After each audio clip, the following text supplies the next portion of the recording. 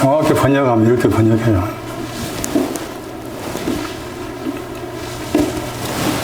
그때는 앞에 말씀 보시면은 충성되고 지혜로운 종이 나와요.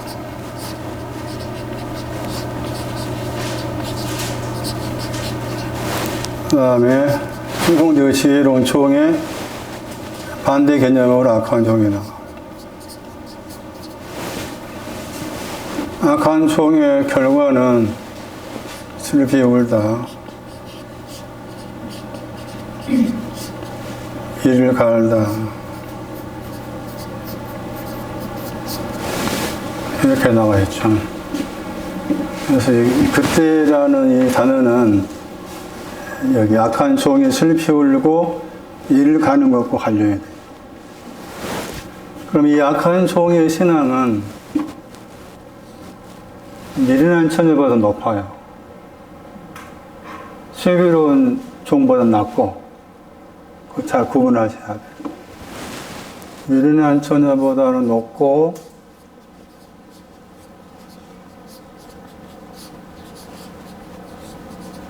슬기로운 처녀보다 낫다는 거예요. 가운데 끼어 있는 거죠. 악한 종이라고 했을 때. 여러 번 설명드렸지만 이를 갈다가 젊은 사자입니다. 지난번에 들었던 말씀처럼 젊은 사자는 남은 자죠. 남은 자. 그리고 우리가 슬피 울다 할 때 지금까지 많이 오해된 게, 저도 처음 몰랐을 때는 이를 갈고 슬피 우는 게 그냥 뭐 거기 지옥에 가가지고 그렇게만 생각했는데 전혀 아닌 거라. 이게 2장에 나와, 2장 18절이니까. 라헬이 자녀 때문에 우는 거예요. 그러니까 라헬이 자녀 때문에 울었다고 말은 자녀가 없어. 라헬 자녀가 누굽니까? 나오면 요셉이. 요셉의 신앙이 없는 것 때문에 운다고 말이죠. 그러니까 슬피 우는 것은 이렇게 말하면 슬기로운 처녀 되고자 하는 거죠. 여러 번 나오잖아. 마태 8, 여기 이런 말씀이 마태 8장 나오고 22장에도 나오고 뒤에 가면 또 나오고 그래요. 그러니까 많은 사람이 오해하지 이거. 잘못 해석하니까 마태 2장에 라헬이 자녀가 없어서 우는 것이다. 그 자녀가 이제 요셉의 신앙은 더하다잖아. 그 다음에 이제 주로 마태복음에서 천국을 말할 때 하늘들이라는 용어를 써요. 하늘들의 왕국 이런 용어를 써요. 마태의 특징이지. 개인적으로 마태의 특징. 하늘들의 왕국. 하늘들의 왕국이다. 하늘들의 왕국이 뭐 같다 했잖아요. 같다 하는 것하고 이제 하늘들의 왕국 안으로 들어가는 것하고는 표현이 다른 거예요. 하늘들의 왕국 안으로 들어가는 것은 슬기로운 처녀의 신앙이 돼요. 들어가는 것. 그런데 하늘들의 왕국 구성하는 것은 미련한 처녀하고 열처녀잖아. 미련한 처녀하고 슬기로운 처녀가 이렇게 합쳐진 거라. 그럼 왜 이렇게 썼을까 하는 거죠. 이게 합쳐진 것이 이제 열처녀잖아.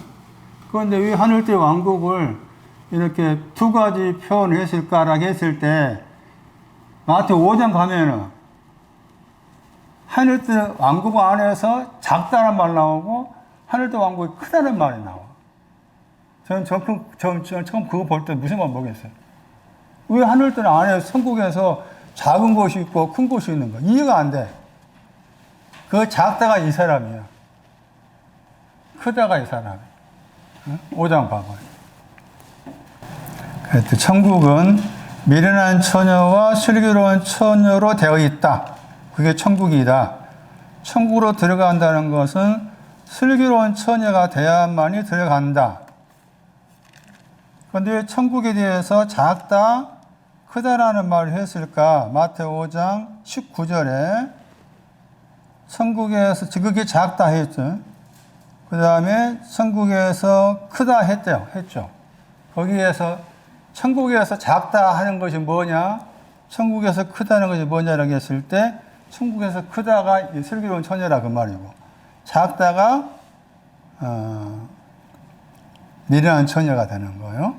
그래서 천국은 미련한 처녀와 슬기로운 처녀 둘로 구성되어 있다. 그럼 이 말씀이 계명 중에 하나라도 버리고 보내겠잖아? 버리고 했잖아? 리오야. 풀다야, 풀다. 풀다 번역이 되겠죠? 그 풀다는 에베소 2장 14절이야. 중간에 막힌 담을 헐었다, 풀다야. 그 다음에 그 풀다라는 단어와 연관 단어가 만들다야, 거기. 크다 할 때는 만들다가 나오죠? 행하다가 만들잖아. 예? 그러니까 그 풀다 단어하고 만들다 단어를 같이 연결해서 생각하셔야 돼. 만들다도 에베소 2장 14절에 나와. 그러니까 에베소 2장 14절 말씀이 천국에서 작은 것이 무엇이고 천국에서 큰 것이 무엇인지를 알려주는 내용이지. 그러니까 푸는 것은 중간에 막힌 담이, 중간, 가운데, 우리가 지금 듣고 있는 말씀에 가운데층에 대한 거예요. 가운데층. 가운데층과가 천국의 작은 과인데 이 미련한 처녀가 그 과인 거고. 그 다음에 만든 것은 이제 거기 에베소 2장 말씀에 하나로 만드는 거 했죠?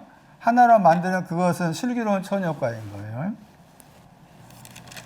앞에서 그 말 쑥 한 다음에 지금 25장에 와가지고 줄여서 슬기로운 처녀와 미련한 처녀를 이렇게 설명을 하고 있는 거예요. 그런 표현이 여러 번 나옵니다. 살펴보면은. 이 단어가 굉장히 중요한 단어입니다. 천국은 뭐 같다라고 했을 때, 천국은 겨자씨 같다? 들어보셨죠? 천국은 누룩 같다? 그래가지고, 유독스럽게 마태복음에 천국은 뭐 같다라는 이 표현이 많이 나와요. 이 같다는 단어가 중요한 이유가 창세기 1장 26절에 데모트입니다. 데모트.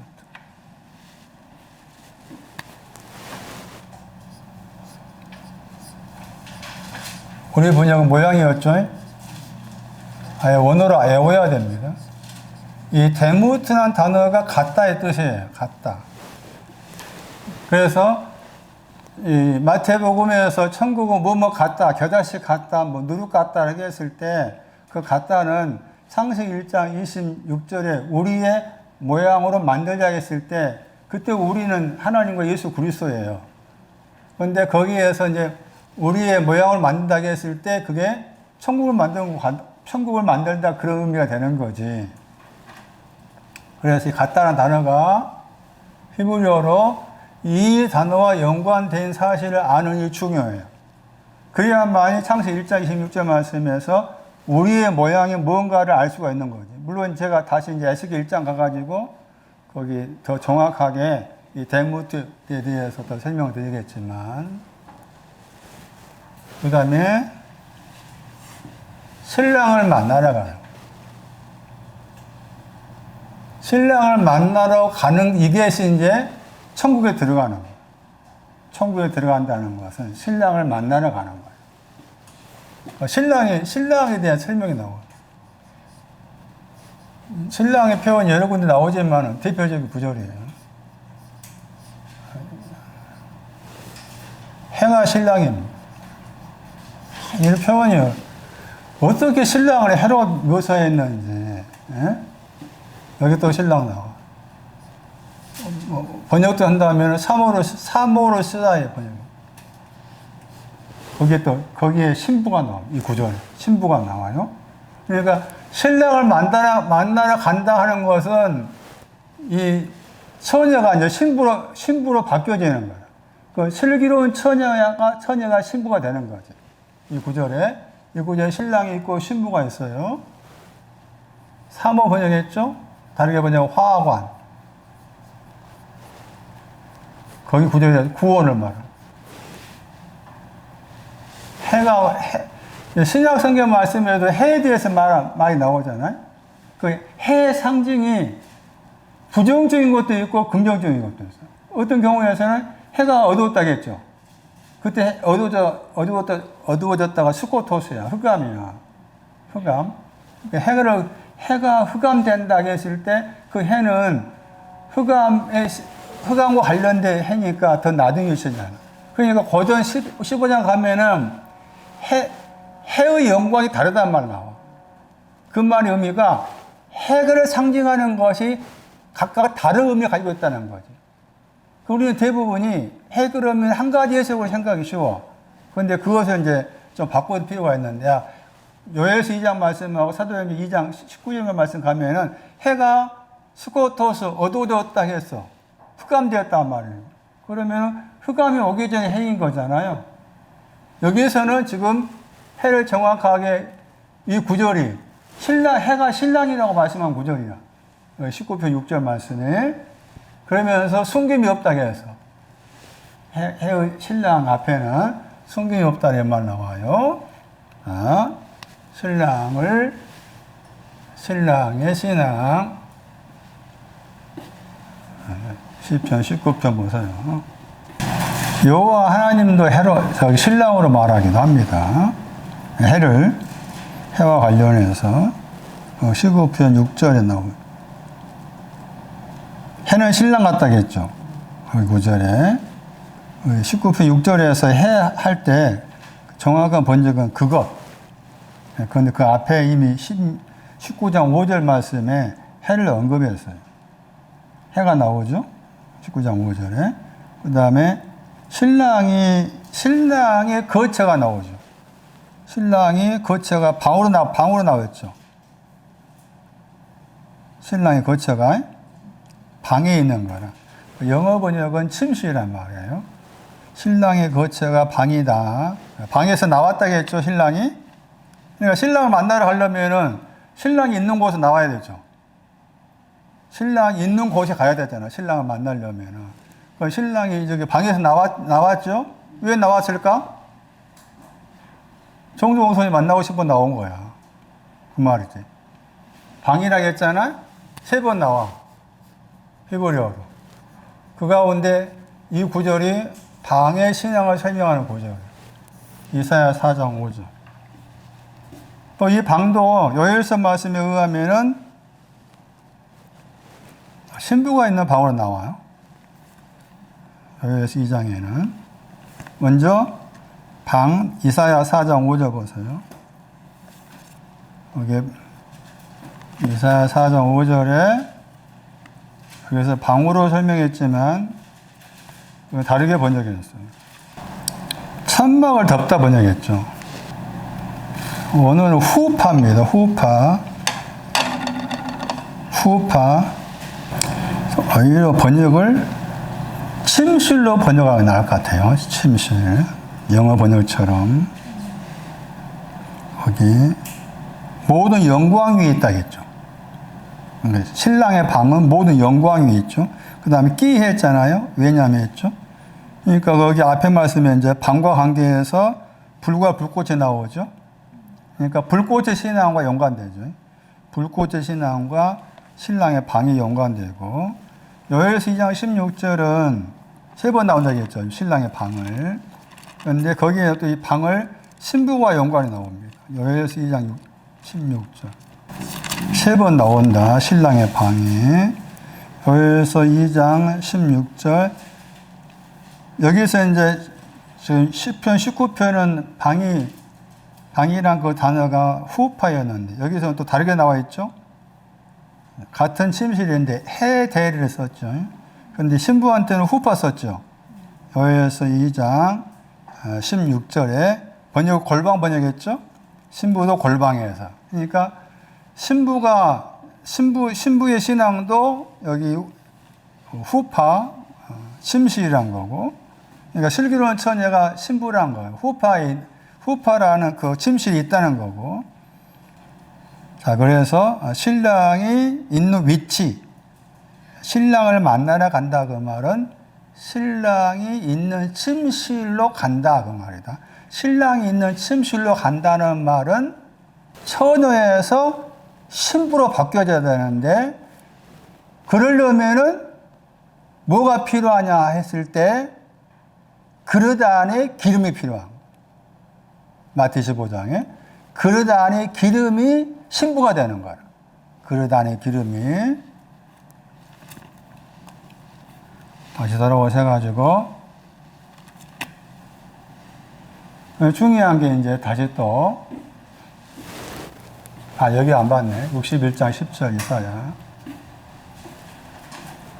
이사 61장 10절은 또 잠시 후에 다시 봐야 될 구절이니까 이사야 61장 10절 신랑이 사모할 때 이제 번역을 화관 번역하기도 하고 저 단어의 동사가 영화롭다입니다. 아마 앞에 같은 61장 거기 3절 보시면은 61장 3절에 화관 번역했죠. 같은 단어고. 그 다음에 61장 3절 그 밑에쯤 해가지고 영광을 나타내다 저 단어가 화관의 동사예요. 여기서 이제 61장 10절에서 사모의 신앙이 구원입니다. 구원. 사모의 신앙이 구원. 그리고 사모를 쓰다 할 때 쓰다라는 단어가 제사장의 단어의 동사예요. 쓰다가 제사장의 단어의 동사. 구원이 제사장이다 그 말이죠. 동사로 동사지만 명사로 옮기면은 신랑은 구원의 제사장이다 하는 것이 여기에요. 여기 신랑을 만난다. 그래 만난다고 했을 때 그 만난다 하는 의미가 뭐냐 해서 이 단어가 25장 1절에 그 만나다 하는 단어하고 25장 거기 밑에 6절인가 말씀에 만나다 하는 단어가 약간 다르게 표현되어 있죠. 25장 6절에서는 원어로 아판테시스라는 단어 썼고 여기 25장 1절에서는 큰 글씨로는 아판테시스지만은 작은 글씨로는 히포테시스였어요. 어쨌든 그 단어가 다르다 할지라도 두 단어 속에 들어있는 게 안티가 들어있어요. 이 단어가 중요해요. 우리가 안티 그러면은 반대의 뜻이 강하죠. 저 사람은 나한테 안티다라만 한다 했을 때 헬라어로 안티가 반대한다는 거예요.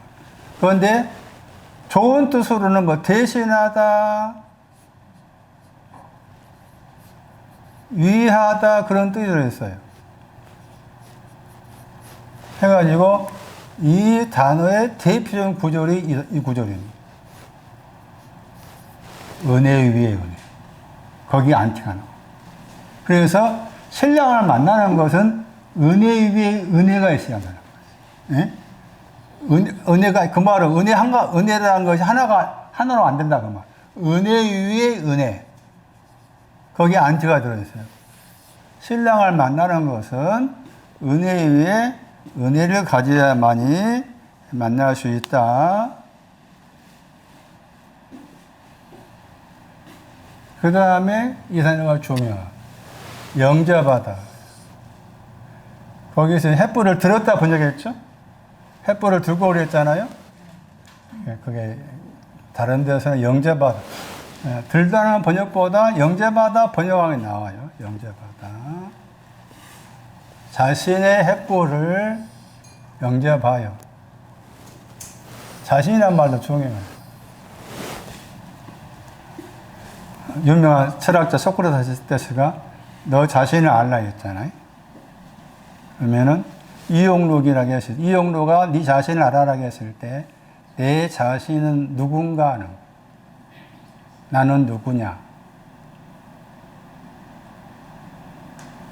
횃불을 영접한 사람이 내 자신이 돼야 돼. 에? 횃불을 영접한 사람이 내 자신이 돼야 돼. 중요한 말이에요.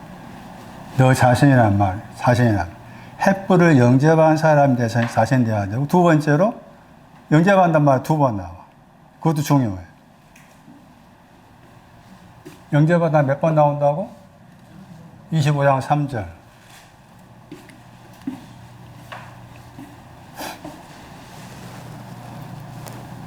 횃불을 영접했어요.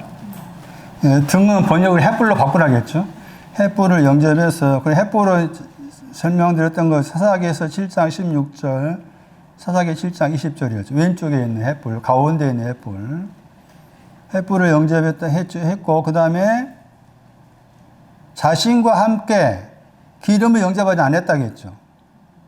그 다음에 25년 4절에서 슬기로운 자는 기름을 영접했다겠죠. 거기 영접하다요. 그러니까 영접한다.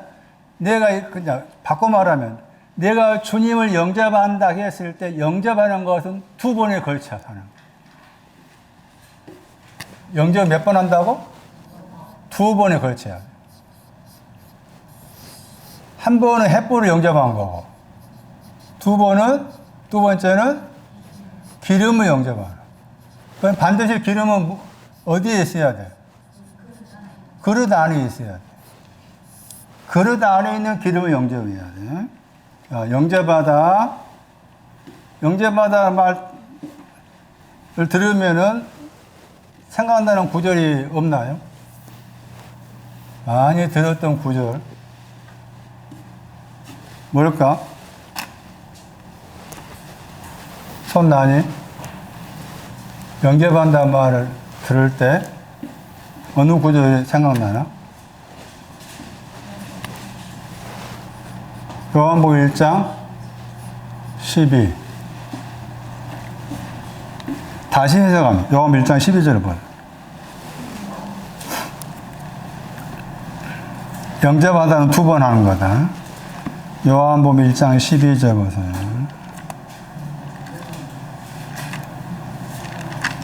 요한복음 1장 12절. 거기서 번역이 안 된 단어가 나. 뭔가 찾아보세요. 번역이 안 된 단어.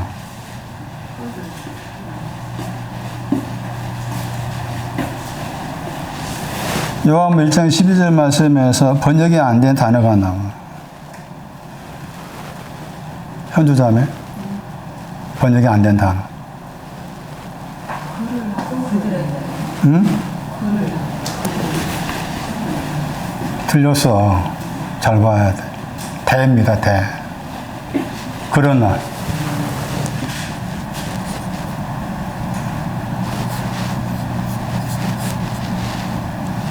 중요합니다. 저는 처음에 봤을 때 이 그러나를 제가 봤는데 이 그러나가 문맥을 보면은 11절과 관련된 거죠, 보여. 11절이 11절 영접지 않았다고 했잖아요. 11절에 눈 굳게 또 들어, 귀 툭게 뜨고 또 배고파. 지금 7일째야. 내일부터 뭐 사과즙이나 먹는다는데. 배즙 먹는다는데. 왜 그러나를 11절에 영접하지 않았다, 그러나 했잖아. 그러니까 11절에 영접하지 않는 것에 반대 개념이잖아요, 그러나가. 그런데 그 11절의 말씀에 영접하다는 뭔가 하면은 1장 9절이야. 참된 빛이야, 참된 빛. 그래, 이게 헷갈린 거야, 이제. 참된 빛을 영접하지 않았다? 그 참된 빛을 영접했다? 그래, 하나님의 자녀가 되는 권세를 하나님께 영접한 그대로 주었다? 이게 뭔가 이게 매치가 안 되는 거예요. 그래서 다시 한번 생각을 더 깊이 한 거예요. 그래서 이 그러나는 어디에 해당된 그러나인가 하면은 1장 5절입니다. 1장 5절의 내용이 그러나에 해당해요. 1장 5절에. 1장 5절 보시면은 거기에 깨닫다 단어가 나오죠. 그 단어 속에 영접하다 들어있어요. 깨닫다가. 그러니까 영접하다 더하기 앞에가 카타인데 열심입니다. 열심히 영접하다 되는 거예요. 강렬하게 열심히 영접하다. 빛이잖아요. 어둠 속에 비쳤는데 영접하지 않았다. 깨닫다 번역했지만 영접하지 않았단 말이에요. 그건 여기는 1장 12절 그러나는 영접했다겠죠? 1장 5절의 빛을 영접한 거야. 그러니까 1장 5절의 빛은 지금 마태 25절 하나님의 햇불이 햇불. 미련한 처녀과예요. 미련한 처녀과. 그 다음에 이제 하나님 자녀가 권세 줬다고 했잖아? 많은 사람이 자녀가 권세 가지고 막 미쳐버려. 권세가 뭘까? 흑암이야. 흑암? 무슨 흑암일까? 9시 흑암. 두 번째, 앞에 구절에 참 빛이라. 이게 권세라. 그러니까 막 자녀가 권세 줬다 해가지고 어떤 사람 기도의 권세, 뭔 권세 막 우기는데 전혀 그런 말 아니라 권세라는 단어가 흑암이라는 증거 누가 22장 53절 앞에 구절에서 지금 참빛과 관련해서도 권세를 설명할 수 있는 거예요. 자, 그 다음에 요한복음 1장 12절에서 영접받아 나왔잖아요. 영접받아 몇 번이라고? 2번 나와야 되겠죠. 1장 16절이에요. 은혜 위 은혜. 저기 영접받아. 1장 16절.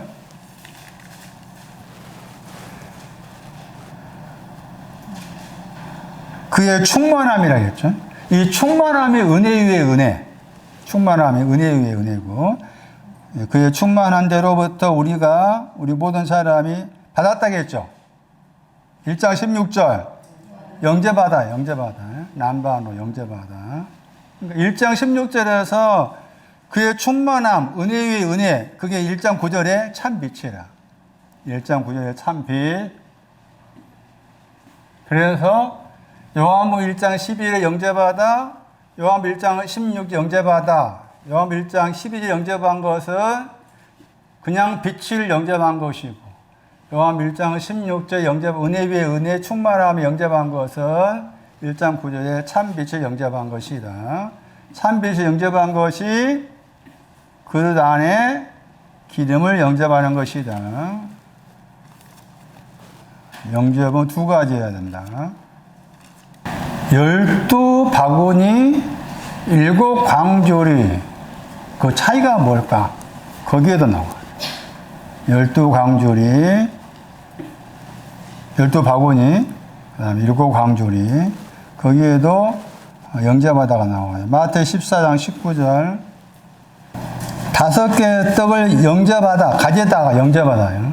5개의 떡이 상징하는 거 슬기로운 처녀 그릇 안에 있는 기름과예요. 5개의 떡이 상징하는 것은 마태 14장 19절 그 다음에 14장 20절 12바구니라겠죠. 12바구니의 신앙이 지금 슬기로운 처녀과에 해당이 되고 마태 15장 36절에 표시를 다 하셔야 돼. 마태 15장 36절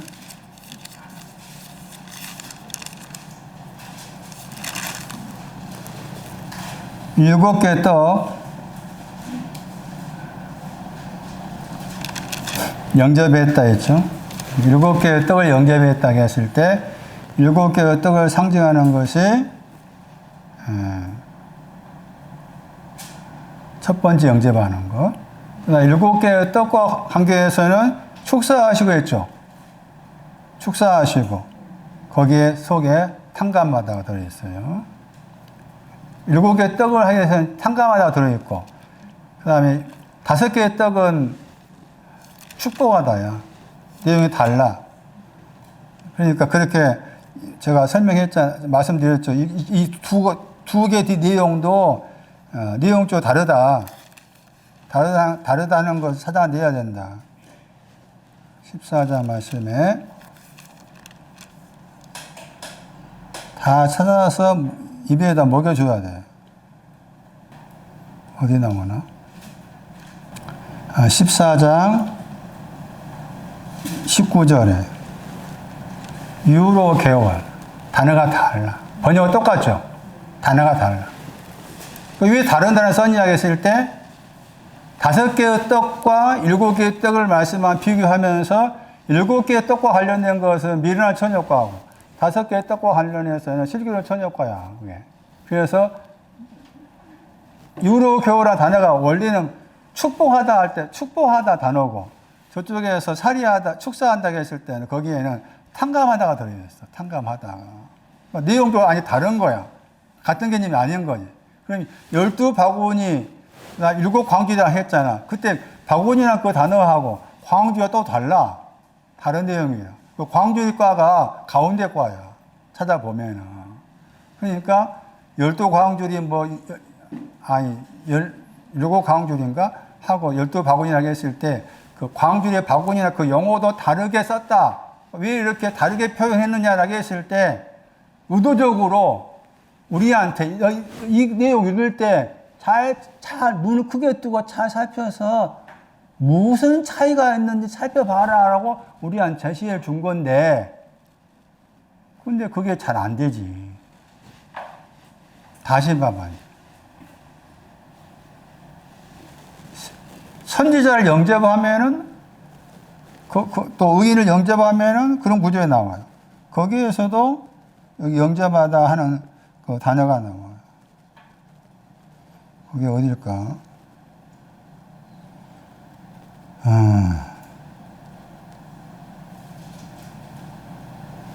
13장 20절인가?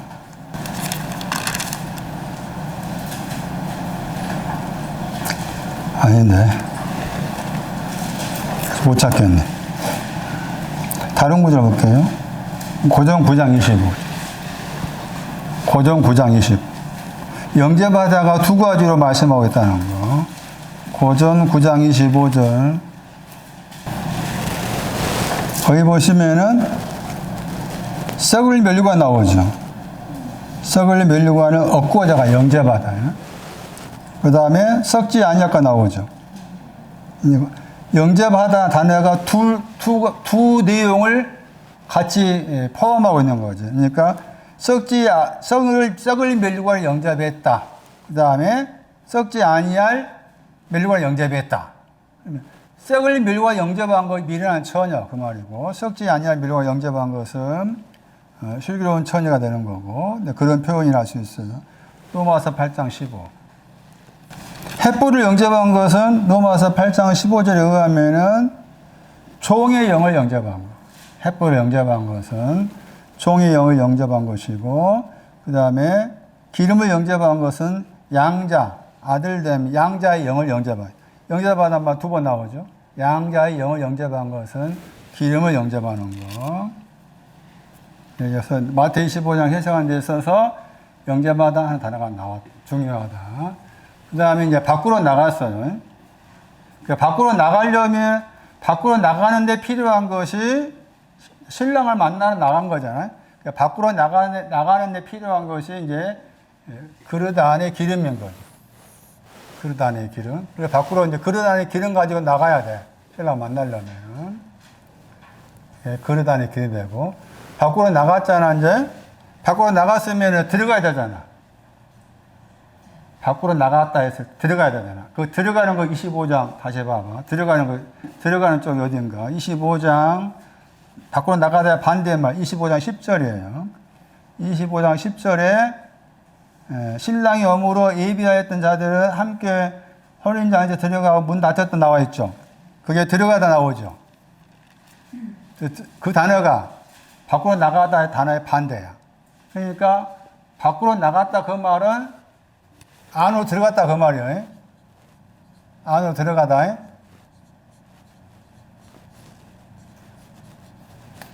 그 다음에 밖이란 말은 뭐겠어요? 햇불 바깥이라 그 말이지. 햇불 바깥. 안으로 들어갔어요. 안으로 들어가는데 보니까 혼인잔치가 있어. 혼인잔치. 그 다음에 뭐가 나와요? 문이 나와요. 문이 닫혔다겠죠. 안으로 들어갔어. 그러니까 이 구절에 의하면은 여기 문은 신랑이 있는 문이야. 이 문은 신랑이 있는 문이고 이 혼인잔치는 햇불의 신앙 위치예요. 혼인잔치는 햇불. 여기는 신랑이 있는 방으로 해석할 수 있어요. 그런데 문으로 말했잖아요. 했을 때 자, 여기 문이 또 단수로 나와 있어요. 문이 단수로 나와 있어요. 문이 닫혔다고 했잖아요. 그랬을 때, 닫히다 하는 단어의 명사가 열쇠라는 단어예요. 닫히다 하는 단어의 명사가 열쇠. 문이라고 했을 때, 이 문이 무엇을 말하는지를 말씀해 주는 내용 가운데, 여러분이 참고해 보면은, 믿음의 문, 말씀의 문, 그런 식으로 표현이 나와. 그러면은 그 믿음의 문이라고 했을 때, 구체적으로 믿음도 내용이 한두 개가 아니니까, 어떤 내용인지. 또 말씀의 문이라고 했을 때 그 말씀이 내용적으로 히브리 4장 12절 말씀처럼 혼과 영이 있는 말씀이, 혼에 있는 말씀인지, 영에 있는 말씀인지, 생각이 있는 말씀인지, 참 구분하기 어려워요. 그래서 구약의 이 구절로 생각을 할 필요가 있어. 왜냐하면은 이 쉬라, 헬라어로 쉬라라고 했잖아요. 이렇게 써요. 쉬라. 이렇게 쓰는데 이 단어에, 문이라는 단어에 히브리어가 여러 단어가 있어요. 그 단어 가운데 페타라는 단어가 있어요. 페타. 그래서 이 단어로 해석을 해야 되겠다 하는 이유가, 아까 여기에 밖으로 나갔다고 했을 때 안으로 들어가다 했잖아요. 안으로 들어가다 해가지고, 안으로 여기에도 들어가다 했을 때 에이스가 있어요. 안으로라는 단어 에이스가 있고, 또 여기 또 에이스가 또 나와요. 그렇게 나와 있어요, 보면은. 그랬을 때, 이 안으로 들어가다 했을 때 이미 마태 24장에서 안으로 들어가는 것이 무엇인지 언급을 해놨어. 예? 마태 24장 38절에서 안으로 들어가니까 혼인잔치가 있고 문이 있었다고 했잖아. 여기에서 안으로 들어가다고 했을 때 안으로 들어가는 것을 설명해 놓은 거야. 그러니까 안으로 들어간 거 설명을 해놨기 때문에 이걸 그대로 받아야 돼, 여기에. 받아야 돼. 그러면 24장 38절 말씀에서 안으로 들어간다고 했을 때 그 안으로 들어간 것이 뭔가 봐요. 24장 38절에.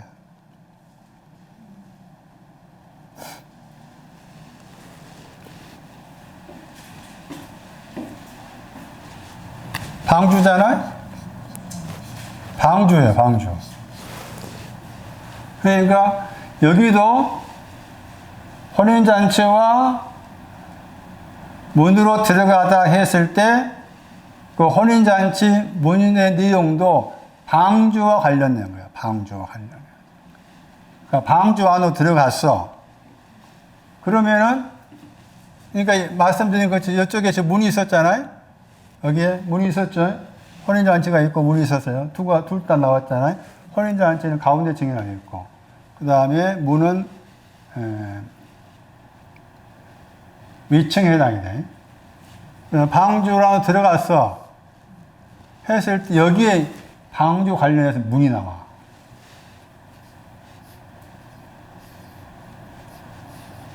찾아보세요. 방주에 문이 몇 개인가. 그리고 이제 히브리어로 저 문이라는 단어는 열다 뜻이 들어있어요.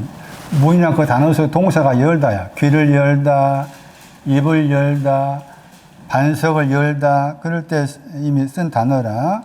문이 나오죠? 그 문 그랬잖아요. 그가 방주야. 그가 방주라. 테바, 방주의 히브리어가 테바예요. 방주의 문은 옆으로 넣는다고 했잖아요. 옆으로 해가지고 그 다음에 상중하가 나오죠. 이 상중하가 말씀드린 에스겔 41장과 서로 단어가 이제 다르다. 하는 같아. 하는 같은데 거기 중하고 상은 다른 용어로 썼는데 내용 같다. 그러니까 방주의 문은 세 개 있다 그 말이지. 하가 있고 아래층이 있고 가운데층이 있고 위층이 있다 그 말이에요. 맞아요? 그럼 여기에서 혼인잔치는 가운데층이니까 문은 당연히 위층 되는 거야. 위층. 그렇게 이 구절이 안으로 들어간 것이 뭔지를 해석할 수 있는 이 장치를 이미 해놓고서 여기에 안으로 들어가다 단어를 써가지고 해놓고서 여기서 말씀한 것이다. 다시 정리하면 혼인잔치 신앙 가운데층에 속해. 혼인잔치라고 했을 때는 애복을 입는 것이 아닌 거야. 혼인잔치 초청받는 걸 말해. 애복 입었다와 달라. 혼인잔치, 그 다음에 방으로 들어갔다 했을 때 방의 신앙을 위층으로 해석할 수 있는 거다. 밖으로 나갔다 했을 때 다시 돌아오셔가지고 오늘 말씀은 그릇에 대한 말씀을 더 설명할게요. 그릇이라는 저 헬라어 단어는 마태복음 13장 48절 말씀과 관련해서 2번 나온 단어였다. 기름은 즉 그릇 안에 있는 거다. 했을 때 그릇의 내용이 구체적으로 어떤 내용인지 알기가 쉽지 않다. 다시 제가 이제 이 헬라어 단어를 가지고 그 히브리어를 추적해 가보니까 그릇이 이 내용이구나 하는 한 구절을 만났어요. 그래가지고 제 눈이 번쩍 뜨였어요. 이 그릇 안에 기름이라고 했을 때 그릇이 이런 의미구나. 에레미야 18장. 적어놔야 돼. 에레미야 18장 4절. 4절에 그릇이 두 개 나와요. 에레미야 18장 4절이 두 개의 그릇이 나오는데 그 마태 13장 48절에도 에레미야 18장 14절 적어 놓으세요. 마태 13장 48절에도 마태 13장 48절에는 그릇 안에 좋은 것이 들어가는 것이 그릇 안에 나와 있잖아요. 그러니까 적어 놓고 이제 에레미야서 찾아보세요. 에레미야서 18장 거기에 토기장이가 나와. 토기장의 히브리어가 요차르. 알아두면 좋아요. 요차르의 동사가 야차르. 먼지로 지었다. 야차르. 창세기 2장 7절에 먼지로 지었다고 했을 때 거기에는 토기장이가 들어있는 거지. 요차르. 동사는 야차르. 토기장이가 먼저 진흙이 나와요. 진흙이라는 아마 들어보셨죠? 복음성가에 진흙이 나와요. 진흙의 신앙이 있습니다. 그 진흙의 신앙은 그 진흙으로 만든 그릇이 나오죠. 저 그릇이 이제 여기 마태 25장 그릇이라는 단어의 히브리어예요. 켈리. 그릇이 두 가지인데 진흙으로 만든 그릇은 파상하다겠죠. 썩는다. 썩는 그릇이 있어요. 파상하다, 썩다. 파상하다가 뭐라고? 썩다가 적어놔야 돼. 파상하, 썩다, 썩는 그릇.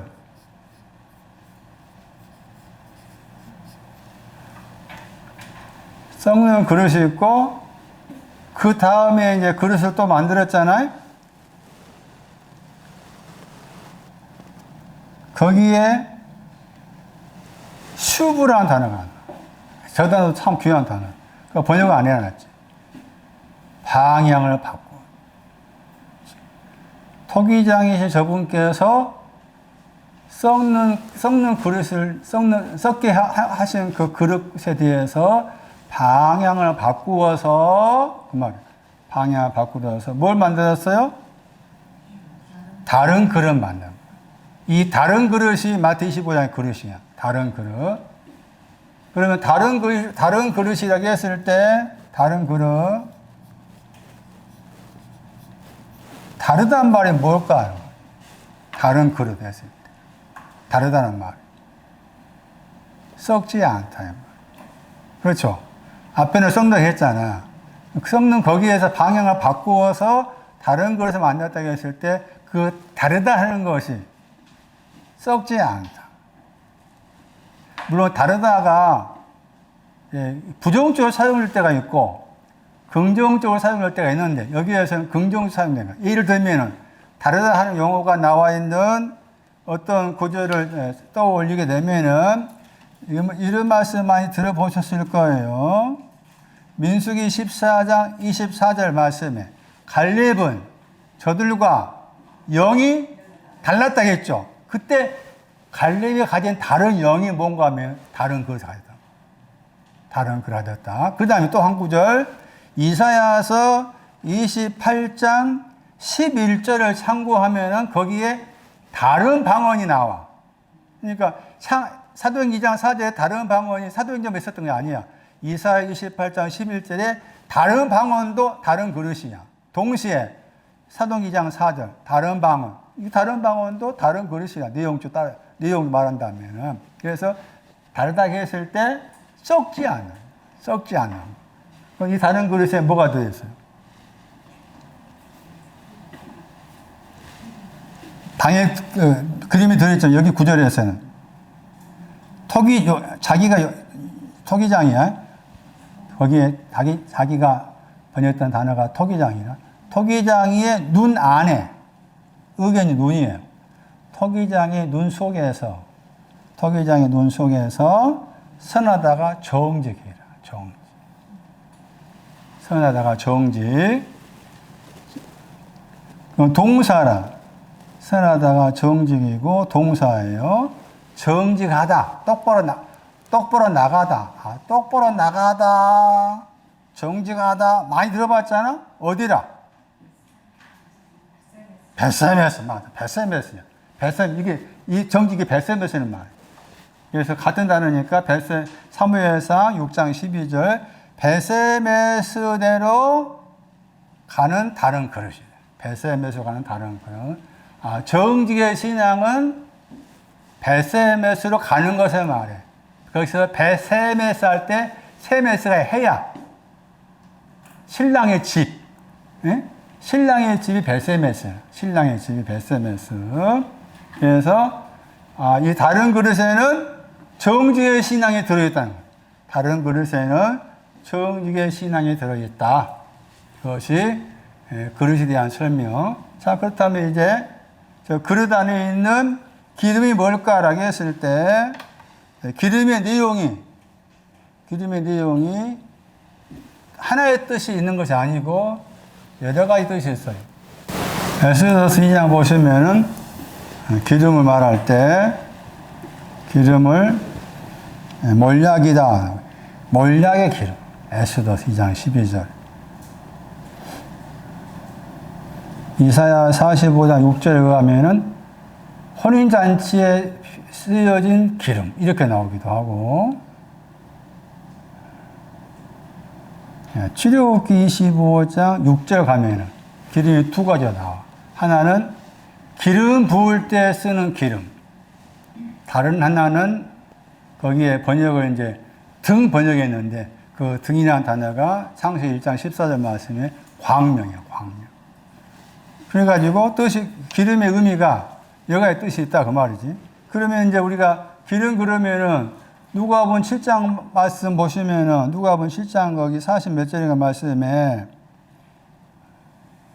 베드로한테 예수님께서 너는 내 머리에 기름 안 부었다 했잖아. 붓지 않았다 그런 말 나와. 그때 머리에 부어야 할 기름이 뭘까? 야고보서 5장 말씀에도 약한 자한테 장로를 청하라. 장로들이 주의 이름을 가지고 기름 붓는다 그 말 나오잖아요. 또 누가 10장 말씀에는 내려가다 강도만 사람한테 기름과 포도주를 부었다 나오잖아.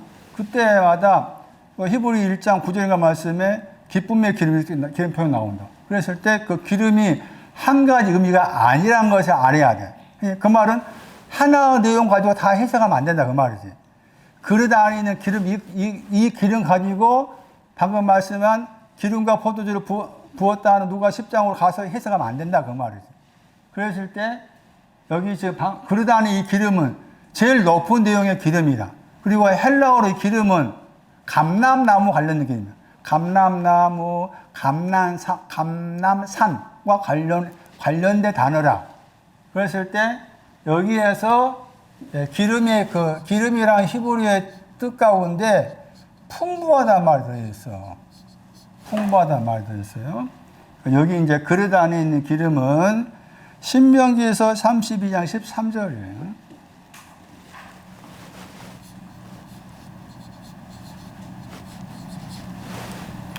신명기에서 32장 13절.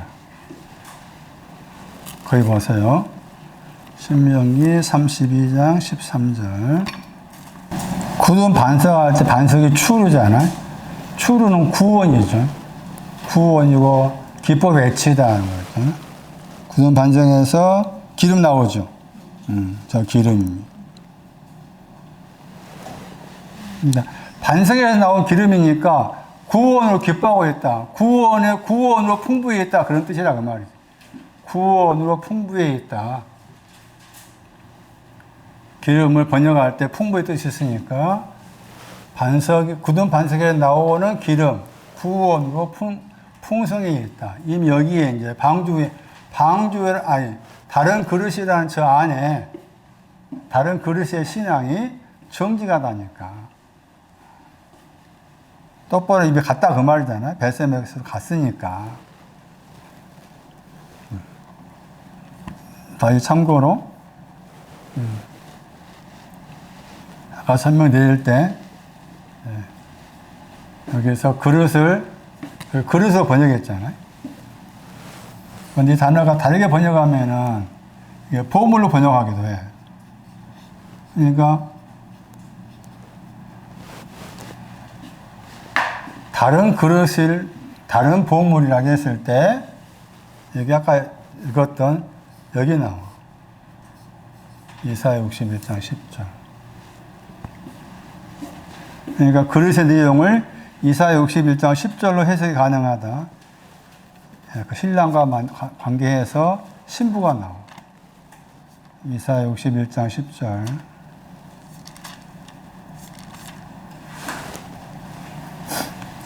거기에 신랑이 나오고 신부가 나왔잖아요.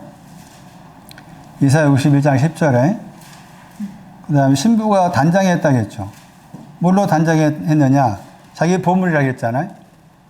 보물로 번역했죠. 근데 저 보물이 이제 보물로 번역했지만 저게 그릇의 단어라. 그러니까 그릇을 번역할 때 보물로 번역해. 그럼 같은 구절에서 그 보물, 그릇이 뭐냐 했을 때 구원의 옷들을 말해. 왜 그렇게 해석할 수 있는가 하면은 보물 밑에 보시면은 복수형이잖아요. NMP 나와 있죠. 그 다음에 옷들 보시면은 옷도 NMP잖아요. 해석할 때 그렇게 해석하는 거예요. 그러니까 신부의 보물은 구원의 옷을 입었다는 거예요. 구원의 옷이 신부의 보물이고 그것이 그릇이다. 그러니까 여기에 다른 것은 신부를 또 상징한다 그 말이에요. 다른 그릇은 신부를 상징한다. 다른 보물은 신부를 상징한다. 똑바로 갔어 베세메스로. 베세메스 신랑이잖아요. 신랑이 갔잖아. 신부야.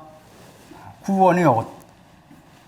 그릇을 번역할 때 보물로 번역하기도 하는데 저 보물로 번역된 저 구절이 여기 이사야 61장 10절 말씀 마치 신랑이 들어있는 구절이어서 여기에 신랑을 만나러 가는 거니까 밖으로 나갔다 했을 때 처녀에서 신부로 바뀌어야 되는 것이고 두 번째 영접을 해야만이 신부가 되는 거다. 그래서 이 구절도 그릇과 관계해서 그릇을 번역할 때 보물로도 번역하는구나.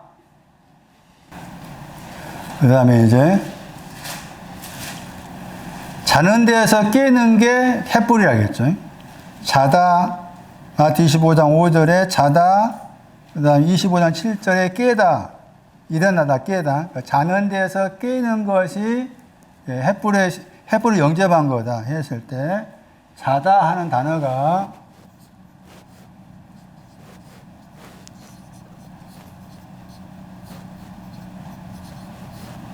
열심히 안심하다.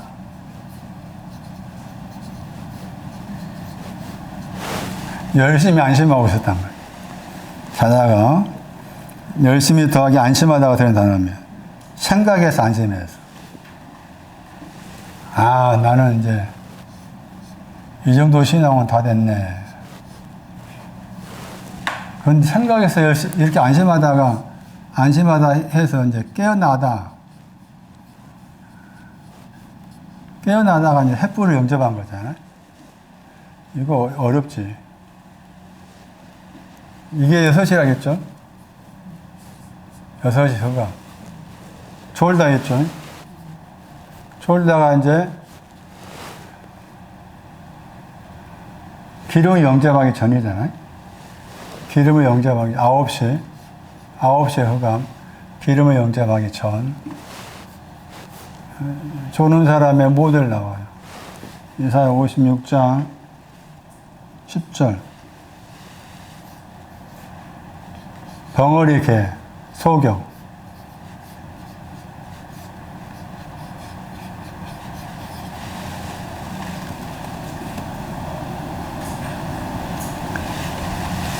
뜻이 이런 뜻이에요. 의무가 있는데 의무를 등하셔야 돼.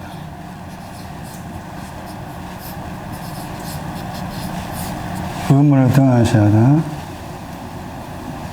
뒤로 미루다. 그러니까 우리가 생각한 졸다가 아니다 그 말이죠. 의무를 등하셔야 하다, 뒤로 미루다. 이게 기름을 영접하기 전에 신앙의 상태. 그것을 밤 가운데라고 했을 때 9시의 밤에 9시라는 흑암의 밤의 영적인 상태. 서리가 나다. 서리가 났다겠죠? 서리.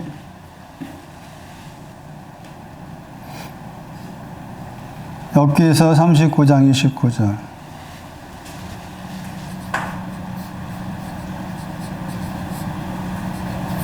테루아네, 테루. 동사. 소리가 나는 동사.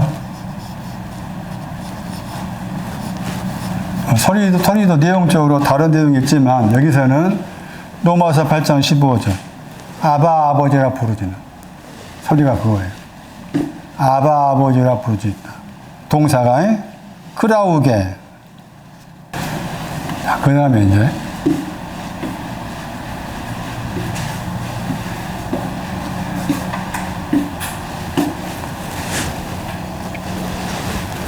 미련한 처녀가 기름이 부족하니 햇불이 꺼지니까 왜 기름 좀 달라 하니까 이제 파는 자한테 가라고 했잖아요. 파는 자한테 가라 하는 단어 보세요. 그러니까 슬기로운 처녀는 이제 신부가 된 사람이에요. 신부가 된 사람한테 가라고 했어요. 포리오마 있었죠. 명사가 여울물이에요. 여울물. 얕은 물. 그러면 이렇게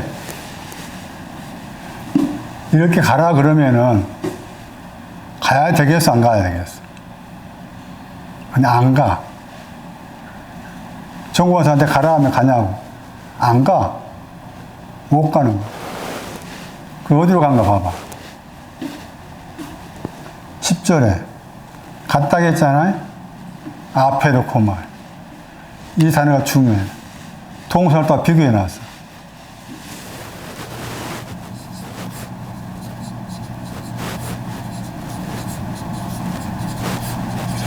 그러니까 간다고 했을 때 가는 방향 이리 가야 돼. 포리오마에 가라고 했으니까 저 포리오마이 그쪽으로 가야 된다 그 말이지. 그런데 이리 간 거야. 앞에 코마에는 아포 가다. 그러니까 여기 가는 것은 미련한 처녀의 생각인 거지. 그 말은 슬기로운 처녀의 신앙 방향을 미련한 처녀가 그대로 흡수하지 못한 거지. 그런 거요. 그러니까 슬기로운 미련한 처녀는 그 밑바탕이 잠시 후에 설명드릴 소금이 없어. 소금 때문에 미련한 거야. 소금 때문에. 그것이 계속 그렇게 되는 거야. 이거 바뀌어지기 어려운 거예요. 이게 이 동사의 차이가, 동사에 다른 단어를 둔 이유가 계속 해법을 가졌지, 영접했지만 그 밑바닥한테는 계속 소금에 대해서 미련한 거야. 그러니까 이리 가야 되는데 이리 가는 거야. 그 다른 단어 구별을 해놓은 구별. 자, 이리 갔어요? 여기 가봐, 이제. 뒤에 나와 있는 거 포리오마 찾아가봐. 25장 16절. 다섯 달란트 영접했다겠죠? 다섯 달란트 영접한 사람도 햇불의 신앙이에요. 다섯 달란트 영접한 사람 햇불의 신앙. 갔다겠죠? 가니까 남겨진 게 나오죠. 그러니까 포리오마로 가야 되니까. 그런데 25장 16절은 그냥 포리오마를 갔다고 했는데 25장 10절은 포리오마의 다음에 또 말론이 있잖아요. 그러니까 가는 것이지만은 기름은 보다 더가 있어야 돼. 말론. 보다 더가 있는 곳으로 가야 돼. 일단 다섯 달란트도 햇불의 신앙이다. 영접하다 단어 때문에. 그런데 이제 마찬가지로 25장 41절 말씀에도 포리오마에 25장 41절에 왼편에 있는 사람한테 한 말이잖아. 염소한테. 나를 떠나 거기 또 포리오마에 했죠. 포리오마에 했잖아요. 거기는 영원한 거기 마귀과에 속한 거잖아. 예? 그 말은 뭐겠어요? 포리오마이라는 가다 하는 것에 대해서 뭐가 없는 거라. 말론이 없는 거예요. 보다 더 많은 곳으로 가야 된다는 그 말론이 없기 때문에 그렇게 된 거고. 그 다음에 아페르코마의 20번 10절 말씀에 아페르코마에 보세요. 여기 해당된 사람이 나와. 여기 해당된 사람. 어디 나오냐? 25장 18절. 한 달란트 반 사람. 25장 18절에. 한 달란트 받았다 영접이에요. 받아 영접이라. 한 달란트, 그러니까 5달란트, 2달란트, 1달란트 다 햇불의 신앙. 영접하다. 근데 갔죠? 가다겠죠? 아페르코마이죠. 가다겠잖아? 강곳은 이제 가서 이제 뭐 파고 심었다고 했잖아.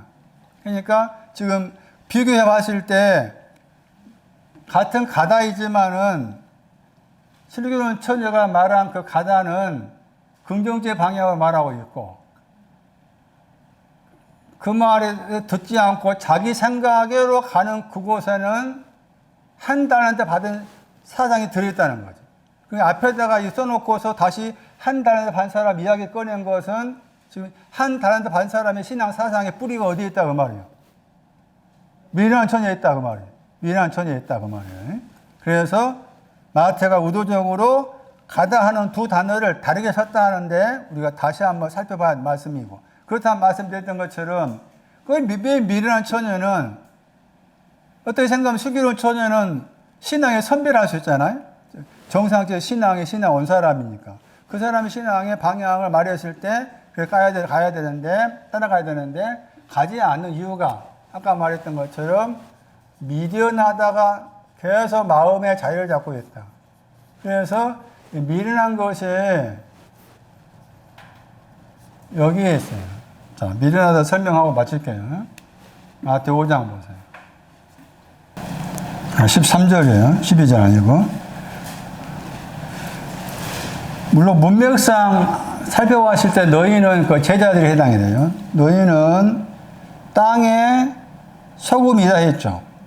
소금이다. 그리고 소금이 맛을 잃었다 했죠. 저 단어가 미련하다의 동사라, 동사. 그러니까 미련한 것은 소금에 대해서 미련한 거예요. 소금에 대해서.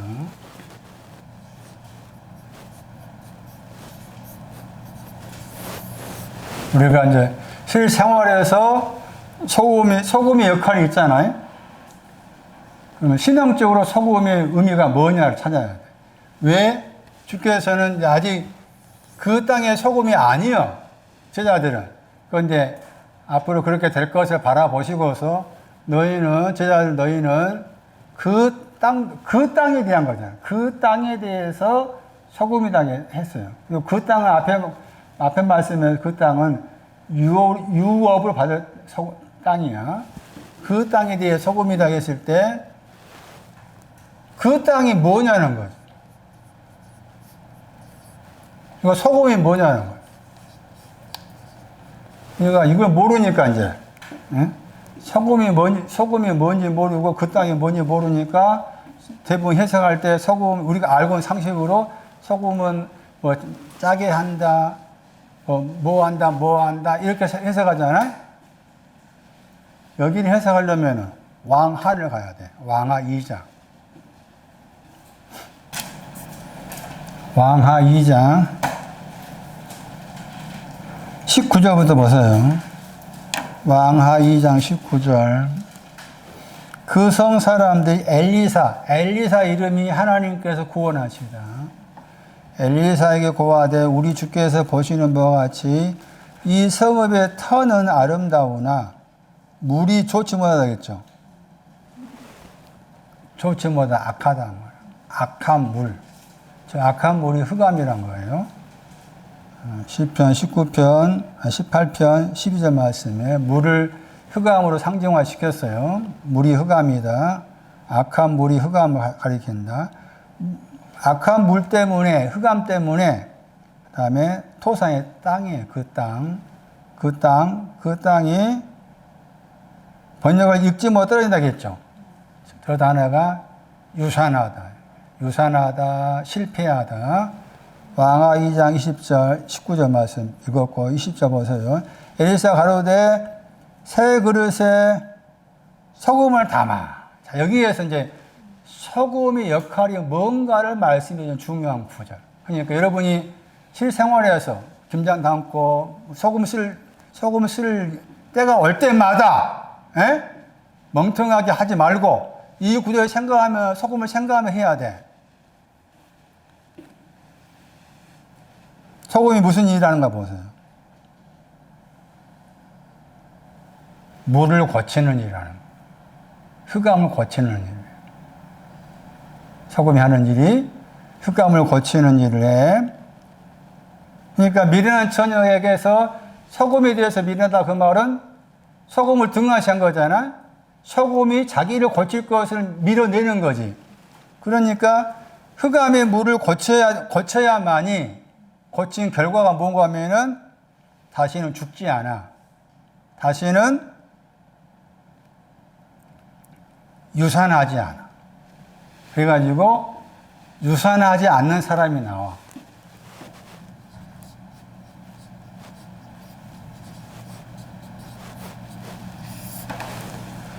소금이 흑암을 고쳤기 때문에 사망이 없고, 그 다음에 유산하지 않다 했을 때, 유산하지 않는 사람이 암소입니다, 암소.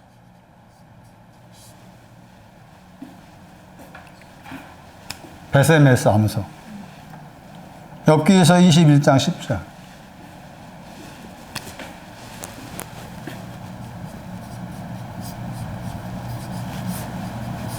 이 구역 하면은 암소는 유산하지 않았다 나와 있어요. 소금이 이런 역할을. 다시 정리하세요. 흑암의 물을 고쳤다. 소금이 하는 일은. 흑암의 물을 고쳐야만이 사망이 없다. 사망이 뭐였어요? 이사야 38장 18절 말씀에 사망이 있는 사람은 찬양하지 못한다 했잖아. 그 찬양하지 못한 것을 고친 거야. 그 다음에 유산했다. 유산하다의 저 헬라어로 옮기면은 틱토가 없다. 유산하다의 헬라어로 옮기면은 틱토가 없다. 그렇게 말할 수가 있는데, 말씀드린 욥기에서 21장 10절 말씀에 유산하지 않는 사람이 벳세메스로 가는 암소야. 암소. 벳세메스로 가는 암소는 유산하지 않았다. 자, 다시 정리하면은 미련한 처녀, 슬기로운 처녀 다 둘 다가 천국을 구성하고 있다. 천국으로 들어간다 할 때는 슬기로운 처녀만이 들어가는 거예요. 그럼 슬기로운 처녀가 되기 전에는 미련한 처녀야 슬기로운 처녀가 바꿔지는 거예요. 햇불 영접한 다음에 그러다 아닌 기름 영접해서 슬기로운 처녀가 신부가 되는 거다. 미련한 처녀는 그 밑바탕에 소금을 등한신, 소금 무엇이? 소금이 하는 역할. 사실 따지면 소금은 예수 그리스도지. 예, 더 이상 죽지 않고 유산시키지 않는 분이시니까 그렇게 그렇게 해서 틀리지 않겠잖아요. 그래서 유산했는데 유산하지 않게 된다. 그러니까 너희는 그 땅에 소금이라고 했을 때 그 땅은 유산하고 있다 그 말이죠. 유산하고 있는 그 땅인데 소금을 통해서 치료받아서 이제 더 이상 유산하지 않게 되었다. 그게 마태복음 5장 13절 말씀 해석이다.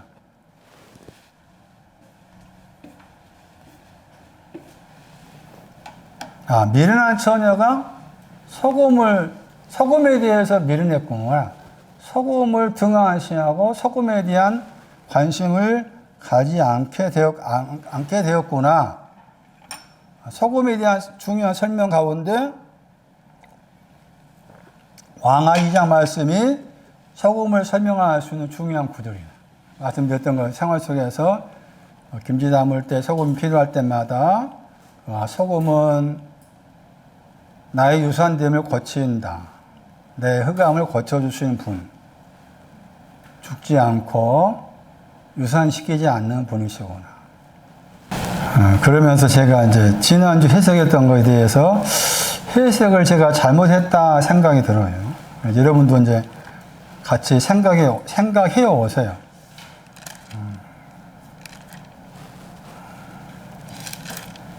요한복음 20장 19절 이하 말씀에서 주님의 손에 못자국 할 때 그 못자국과 함께 있는 주님의 손의 해석을 제가 낮게 했잖아요. 제 기억으로 하면 아래층과 함께 해석했을 거예요. 그런데 아래층으로 해석해서 안 되겠다는 생각이 들어요. 오히려 못자국의 손은 가운데에서 나가는 쪽.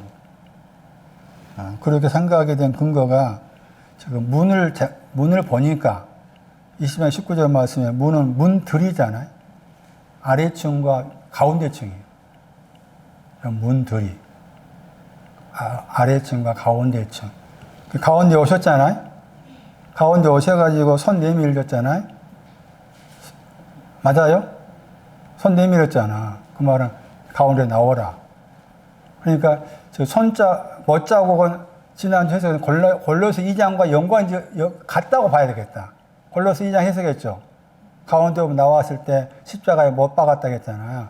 그리고 골로새 2장 14절 말씀하고 요한복음 20장 말씀에 못자국의 신앙 위치를 같은 위치로 봐야 되겠다. 이 앞서 해석할 때는 요한복음 20장 해석을 더 낮게 봤지만 그게 틀린 해석이 아니겠는가 생각이 들어서 여러분도 함께 생각할 기회가 있으면 생각해 오시라.